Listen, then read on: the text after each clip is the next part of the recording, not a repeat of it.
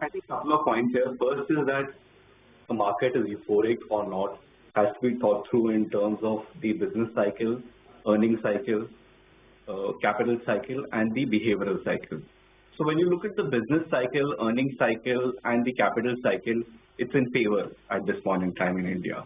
And when you look at business cycle, you look at profit to GDP, we're somewhere in the middle. We peaked somewhere in 2009, then it took 10 years for us to form a bottom, and then we started inching up from there on. So we are moving up as we speak. We are somewhere in the middle of that profit to GDP cycle. You look at the net debt to equity for corporate India, it's at a 15-year low. You look at banking balance sheet, it's extremely good at this point in time. So many factors point to a robust business cycle. We'll have to see how it shapes up over the next couple of years, but it seems very benign at this point in time.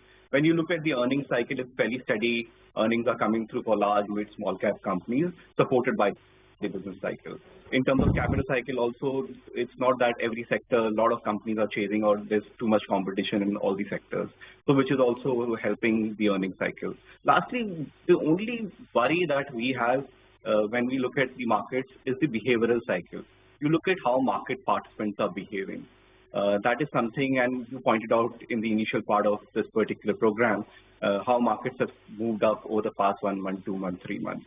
That is something, and when you look at the IPO market, when you look at promoter selling, when you look at the private equity selling, that's something that should make one cautious. That said, on balance, things are moving in the right direction. We'll have to move ahead, but with caution. Mutual fund investments are subject to market risks. Read all scheme-related documents carefully.